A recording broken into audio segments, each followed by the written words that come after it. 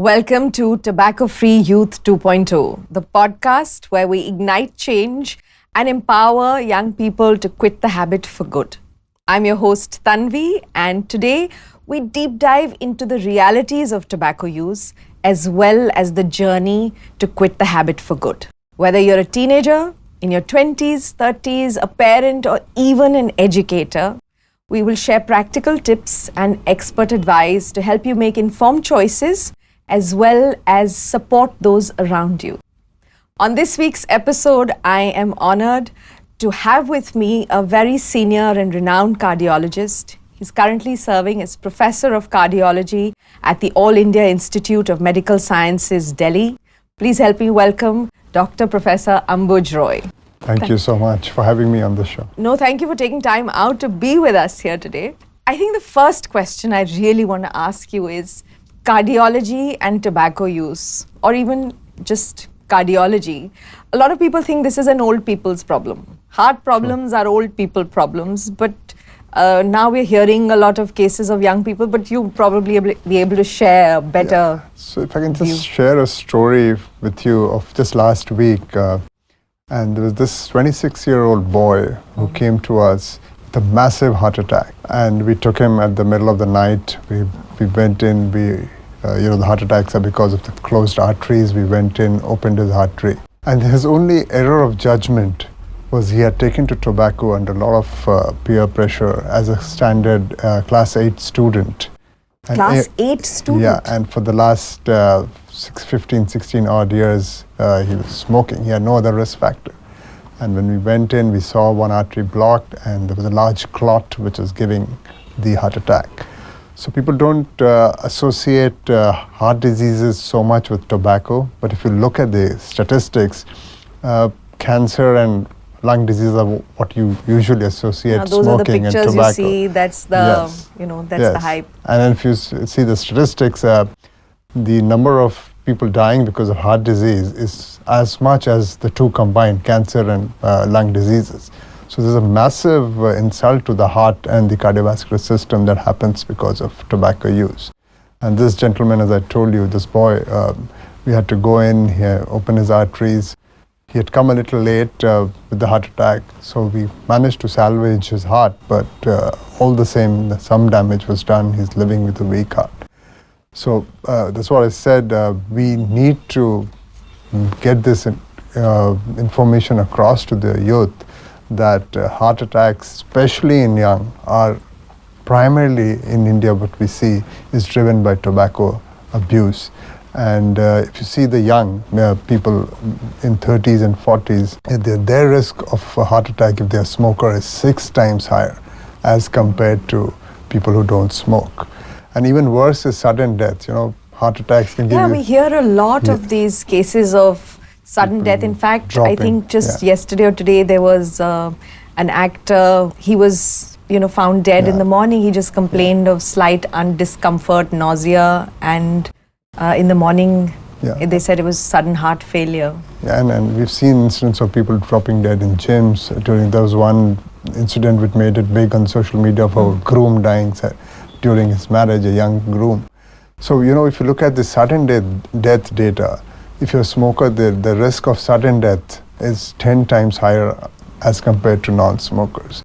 So these are massive insults that can happen to heart and heart-related diseases. And that's because what happens is tobacco makes you susceptible to sudden heart attacks, which give you the sudden death, or it can even lead to what in medical terms we call arrhythmias, that your heart starts beating very fast. It starts quivering and it doesn't function, and you drop dead. So these are things which are not very well known, and we need to let the people know. So you're saying that smoking increases your risk by 6 times, and you said the risk of sudden death is 10 times in smokers, especially with young people. Yes, as compared to non-smokers.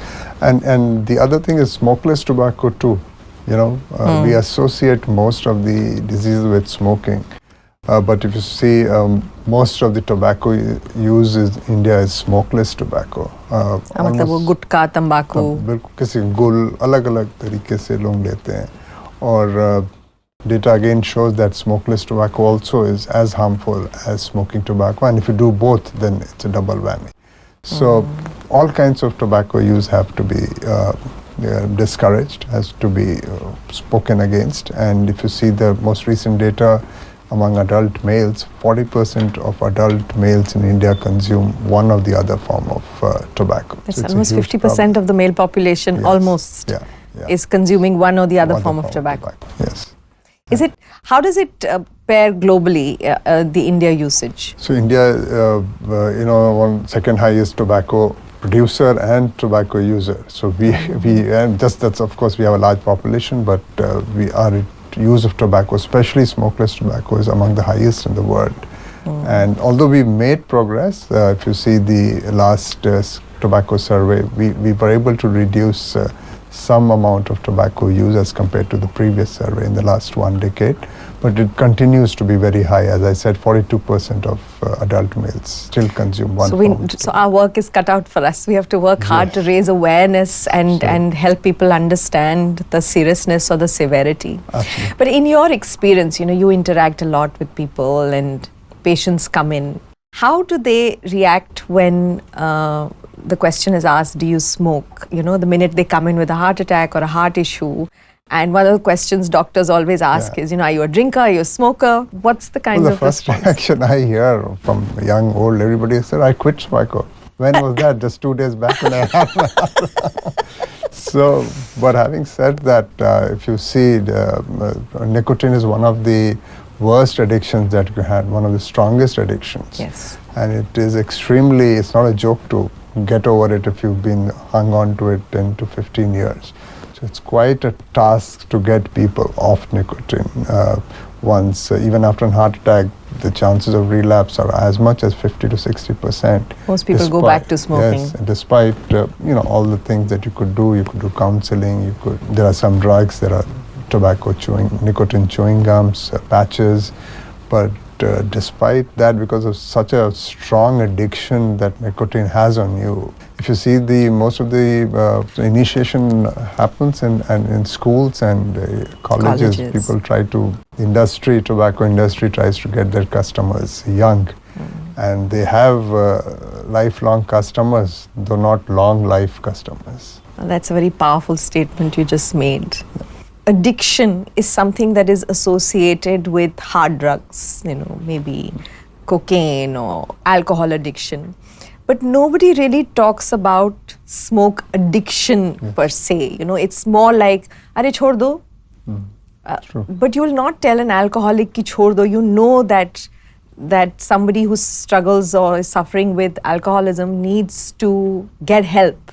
But I don't think that's the kind of association quitting smoking has, or smoke addiction is not something that is very commonly discussed. Exactly, and probably because smoking has a smaller bad effect, like a hard drug has an immediate bad effect, and so it kind of persists. But if you see addictions to nicotine, and it's very well known that it's one of the strongest addictions that you can have. It's increasing only with newer forms of tobacco use, making it, the industry keeps pushing newer forms of ways of getting people hooked on. So now something called vaping, we see all over. And I know a lot of people say, no, this is better. This special e-cigarette I have is much better than the other vapes in the market. There is nothing better about vaping, and now there are tons of data. It's something which is new in the market, so you wouldn't have long-term data like you have for tobacco, but whatever data we now have is clearly showing that it can be just as harmful because of the vapors that you inhale, that goes down, the medium that is used, the liquid that is used, the chemicals that it has is as bad or worse. And vaping is now being used as a gateway to get people onto smoking. You start with vaping, especially if you see data coming from the US, a lot of school children are up to vaping, and then they transform or graduate, if you can say, to tobacco, and that's a very strong push. If you see, most of the vapes are now used by tobacco industry. They're using it as a gateway to get people on to becoming their customers ultimately. That's a sad reality. But maybe by doing efforts like this or a platform like this where we have discussions, we raise awareness, maybe we can do our bit to chip away at this large problem that exists. So what are some of the issues that happen because of smoking when it comes to heart health? Smoking, as a cardiologist, if I talk about the cardiovascular health, it can affect your body from head to toe, and literally from head to toe. And I mean, you can have brain attacks, which are known to happen because of the clots and the blockages that tobacco gives you. Like you can have vision loss because, again, a clot going into one of the arteries of your eyes. Of course, we spoke about heart attacks and sudden deaths, and heart arrhythmias like missed beats are very common among smokers. So stroke, blindness, heart attack. We've got to three so far. Of them. And tobacco is associated with so much of manliness, but actually, if you see, it can lead to very poor male sexual health because it is very well known to be associated with impotence. Because of the arteries of the male genitalia that can get involved.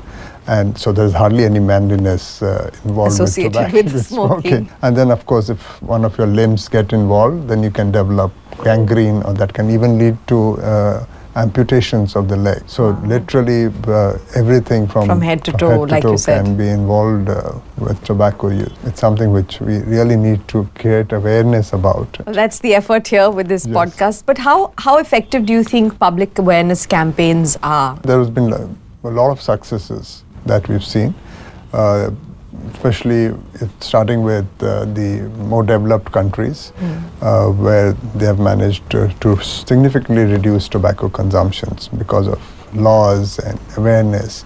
And that's happening in India too. The Indian government, I would say, has been one of the very early adapters of the regulations to control tobacco.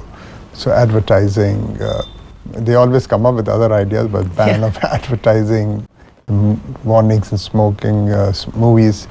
And one of the great changes have been children, creating awareness among children, because then they go back home and they stop their parents. And they are one of the most powerful, I would say, vehicles to bring about change. And I think there have been some amazing public awareness campaigns that have recall even today. And like you said, sometimes the kids prompting their parents to quit has a bigger emotional reason, I guess, to quit. And parents do listen, dads do listen to children more than probably their better halves, but so they are important vehicles, and we need to keep going on that effort. Maybe have tobacco in the curriculum of schools, teaching them about these lifestyles is important. That's something extra we could bring in to add awareness. Yes, and we work through a NGO called Hriday, where we go and interact with school children and create awareness about harms of tobacco and other positive lifestyle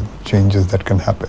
And like you said, maybe there are other NGOs that step up and fill in the gaps to create awareness and raise awareness in the school-going population, because like you said, it's very addictive. So quitting is tough, but it's better to help them not get started. And children are, of course, if you're exposed, there's something called secondhand smoking, right? So even if you're not smoking, children, if they're exposed to the parents smoking, can develop all the harms of tobacco at a very early age. So how does second-hand or third-hand smoking impact children? It is about inhaling the smoke around the tobacco, and it has been clearly shown that as compared to people who are exposed to second-hand smoking, there is a 20-25% higher risk of developing all the complications of tobacco as compared to people who have no exposure. So they can always have all the side effects, whether it be lung diseases, heart diseases, or cancers. They are certainly higher in secondhand smokers. So if somebody does decide to, quit, gets the help needed and manages to quit this habit, how long does it take for the body to repair itself, or is the damage irreversible? There is a very positive change which happens almost immediately. Tobacco leads to constriction of your vessels, gives you faster heart rate. So within 20 minutes, your heart rates, your blood pressure time to calm down. Within a year, your risk for a heart attack becomes half of what it was as a smoker. And at 5 years, your risk for a brain attack becomes almost like that of a smoker. And by 15 years, your risk for heart attack kind of becomes almost that of a non-smoker. Equal to that the risk of cancer persists, but it becomes substantially lower once you quit smoking. So there are tangible benefits that you can get immediately and sustained benefits if you quit smoking. So it's never late to quit smoking. Thank you so much for having this conversation with us. It was insightful, picked up lots of good advice and practical tips to go forward, and also the motivation to quit. I hope it helps everyone who's watching. Thank you so much for being with us. My pleasure and honor, and if it can help in any way, even one person quitting, that my job would be done. Thank you so much for having me. It was our honor. Thank you so much. Yeah. Well, that's it on this episode, but I do hope you remember what the doctor said, that tobacco use can affect you from head to toe. So stroke, blindness, heart attack, reduced sexual function, gangrene, and even amputation. The consequences are severe, but the benefits of quitting are also very, very high. So I hope it helped you, and we'll catch you again next week on another episode of Tobacco Free Youth 2.0.